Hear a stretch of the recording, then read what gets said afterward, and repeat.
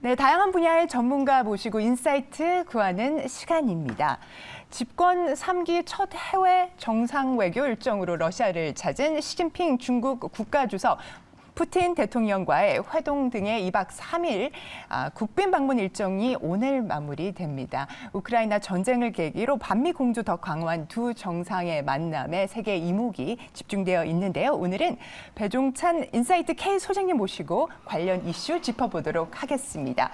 소장님 어서 오십시오. 안녕하십니까. 네, 오늘도 초사이언 헤어스타일을 지원합니다. 네, 언제나 변함없이 배추도사입니다. 파이팅. 네. 네. 시진핑, 푸틴 두 정상 세계 질서를 지켜가겠다 이렇게 얘기를 하면서 공조하는 모습 보여주고 있는데요. 네. 이번 정상회담의 핵심 포인트 뭘까요? 제일 핵심은 그거죠. 중국과 러시아가 쿵짝짝 짝짝꿍이 되고 있다. 네. 이건 굉장히 이제 새로운 안보 질서가 만들어지고 있다.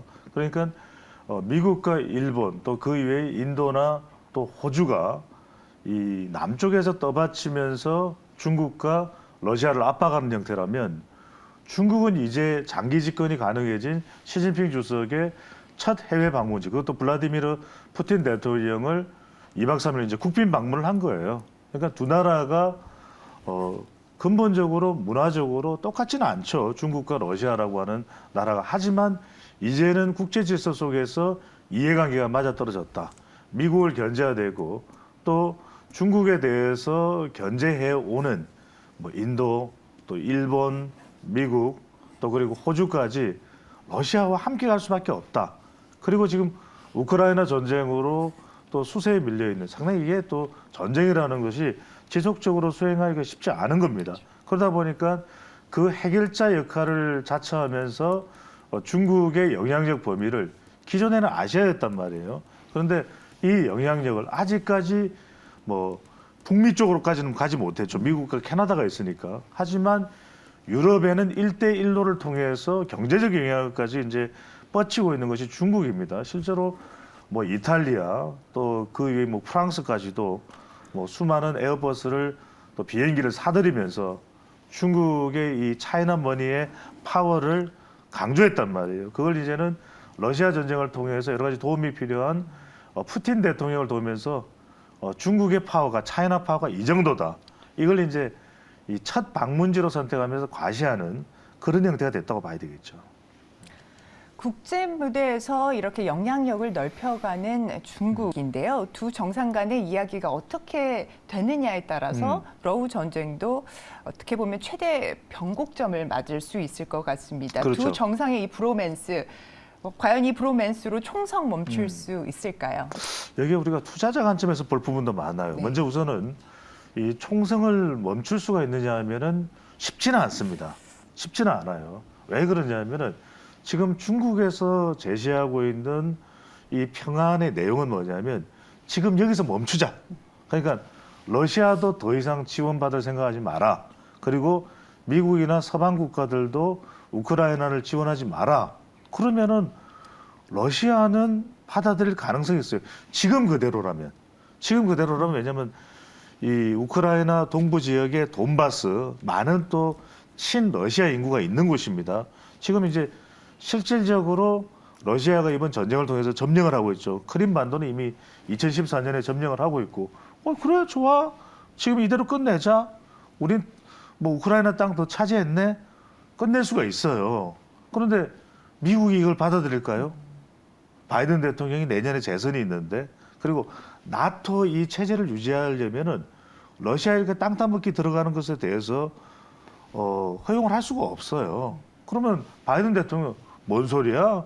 우린 못 건네. 물러나. 러시아는 지금 돈바스도 물러나고 다 물러나. 심지어는 지금 젤렌스키 우크라이나 대통령은 이번 전쟁으로 추가적으로 차지하게 된 크림반도의 일부분도 나가라 이거예요. 그러면 그걸 러시아가 받아들일까? 그러니까 중국의 안이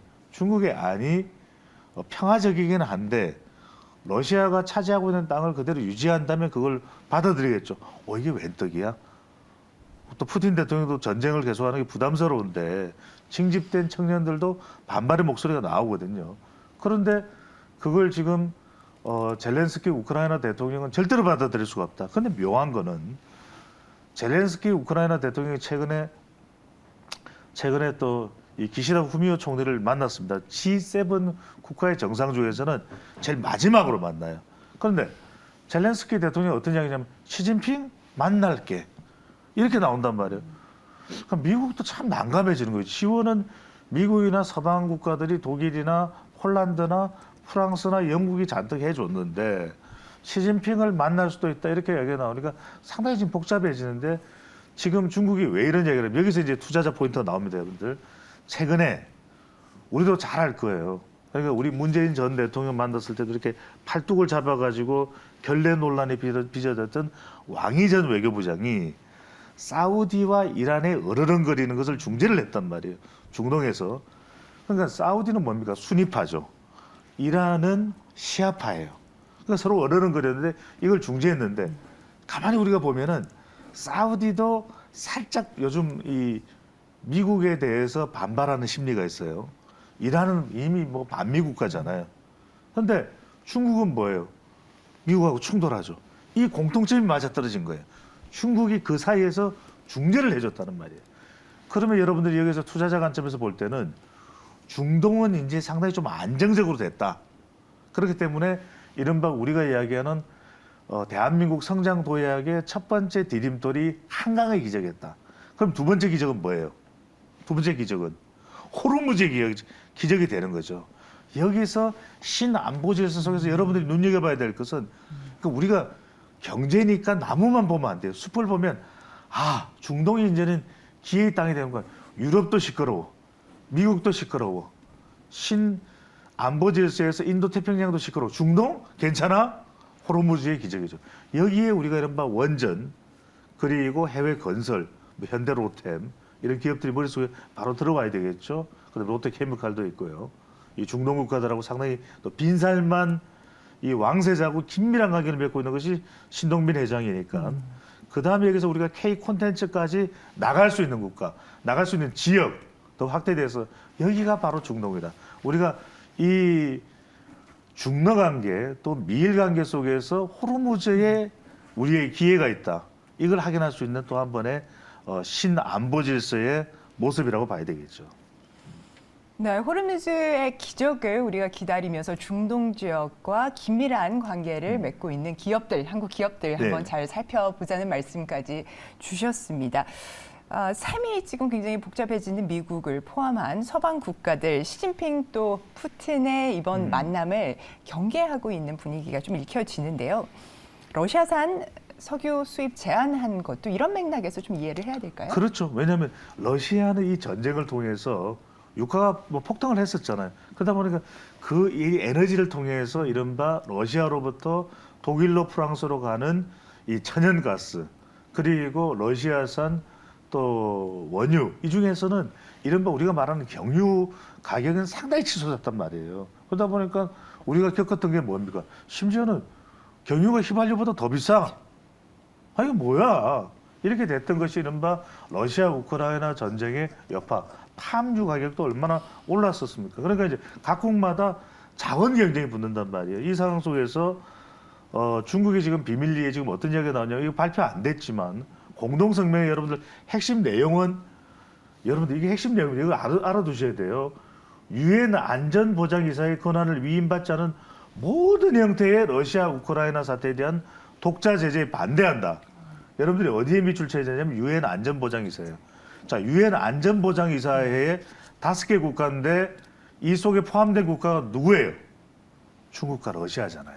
그러니까 중국과 러시아, 우리 허락 없이 러시아 우크라이나 사태에 대해서 어떤 제재도 못해. 미국? 안 돼. 영국? 안 돼. 프랑스 안 된다니까. 이게 들어가 있는 거예요. 그런데 비밀리에 지금 시진핑 주석은 어떤 선물을 푸틴에게 주는 두 가지예요. 하나는 총알. 지금 전쟁하는데 중국산 지금 하약 총알, 총탄 탄피가 발견됐다 이거예요. 여기에다가 재정적인 지원을 해줄 수 있단 말이에요. 이게 이른바 중러의 짝짝꿍인데 이 상황 속에서 에너지 상황이 올해도 그럼 괜찮을 것이다? 그렇지 않을 가능성이 높아요. 조금 안정은 됐죠. 그러다 보니까 이게 이제는 안보 질서가 경제 동맹으로까지 이어집니다. 여러분들 여기에서 투자자 관점 뭐냐? 이 상황에서 우리가 액화 천연가스 또 석유, 화학 이쪽은 다 이야기 들었단 말이에요. 어떤 쪽으로 또 패러다임이 옮겨가냐? 수소 경제 쪽으로 아까 중동 이야기 들었죠. 굉장히 옮겨갈 가능성이 높다. 그렇다면 투자자 관점에서는 우리가 수소 경제와 관련된 섹터와 종목들, 그러니까 두산 퓨얼셀이나 S퓨얼셀 대장주죠. 그다음에 평화산업이나 유니크 이런 관련들을 좀 선제적으로 봐야 돼요. 우리 항상 투자자 관점에서 볼 때는 뭐냐면 이미 올라간다, 다 올라갔어. 올랐다, 다 올랐다, 이제 내려가. 그게 아니라 올라갈까 말까 할 때 우리가 선제적으로 투자하는 게 필요하겠죠. 물론 뭐 최종적으로 투자 여부를 결정하는 것은 개인 투자자의 판단입니다만 이런 정세 상황을 보면서 머릿속에 우리 매일경제신문을 보고서 아! 이렇게 가야 되는구나. 이걸 여러분들이 더 올릴 수가 있어야 되겠죠. 네. 네, 수소 경제로 옮겨갈 것을 또 투자 아이디어로 제시를 해 주셨는데요. 지금 서방 세계 그리고 중국, 러시아 네. 이런 구도가 더 강화되면 신냉전 체제 이렇게 다시 또 떠올려지는 거거든요. 그렇죠. 그러면 글로벌 방위 산업에 대한 영향도 좀 있지 않을까요, 소장님? 바로 그 부분입니다. 이제 지정학적 리스크는 커요. 왜? 제일 두려워하는 것은 핵이 다발로 쏟아지는 3차 대전, 4차 대전은 두려워요. 그건 인류 멸망이에요. 하지만 국지전은 지금처럼 러시아, 우크라이나 희한한 걸 보세요. 러시아가 폴란드는 공격 안 하잖아요. 아니 폴란드가 우크라이나에게 계속 무기를 주고 그리고 폴란드는 우리 무기를 사가는데 K2 전차, K9 자주포를 사가는데 하약 공장 지어주라고 하는데 그러면 원점 타격해야 되죠. 폴란드에다. 왜 안 하느냐? 폴란드는 무슨 국가? 나토 국가예요. 나토 국가가 공격을 받으면 유럽이 참전국이 돼요. 미국이 현장으로 전쟁터로 파병을 할 수밖에 없어요. 그러면 3차 대전이에요. 러시아도 3차 대전은 싫어. 그렇죠. 우크라이나는 EU에도 미가입 국가, 나토에도 미가입 국가예요. 그러니까 우크라이나만 막 때리는 거예요. 그러면은 지정학적 리스크는 계속해서 커질 수밖에 없다. 또 여기에서 이제 중동, 유럽은 굉장히 중동도 굉장히 불안했는데 좀 최근에 안정화 됐죠. 네네. 하지만 중동도 여전히 호르무즈를 하얗고로 봐요. 전쟁이 안 일어나더라도. 그러면 이쪽도 계속해서 아랍에미레이트, 우리 아크 부대가 나가 있죠. 태양의 후예들. 그러면 이제 이 상황은 계속 전개가 되는 겁니다. 그럼 여러분들이 이 상황에서 뭘 보냐면 방산인데 방산을 이야기할 때 참 안타까운 게 뭐냐면 LIG, 넥스원이나 다 아는 거야. 네. 또 뭐 하나 에어로스페이스, 현대로템 뭐 다 알아. 그러니까 이제 사람들이 식상해요.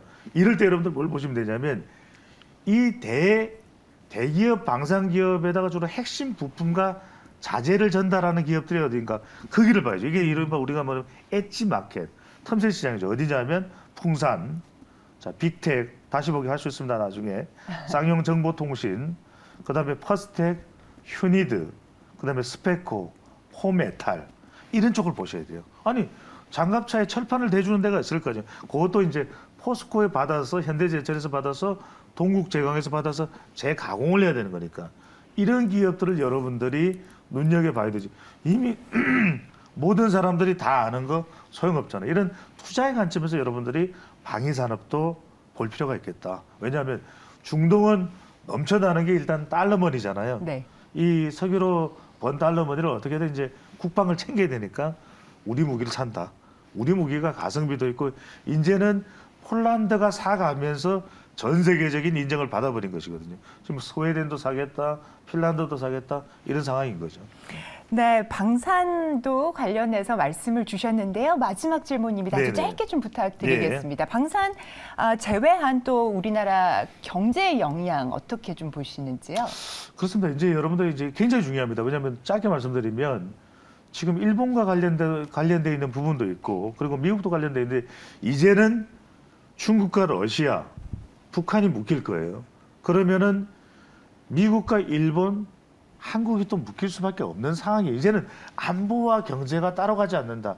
여기에 여러분들이 4월 26일 그때도 제가 뭐 방송에 나오겠죠. 그러면은 미국의 반도체 IRA 2차 전지가 묶여 들어가요. 네. 이 상황 속에서 여러분들이 안보 질서와 경제 질서를 함께 봐야 될 것 같습니다. 네, 저희 소장님 또 모시고 추가적인 말씀들 듣도록 하겠습니다. 네, 오늘 준비한 소식은 여기입니다. 저희는 내일 6시 30분에 다시 찾아뵙도록 하겠습니다. 감사합니다.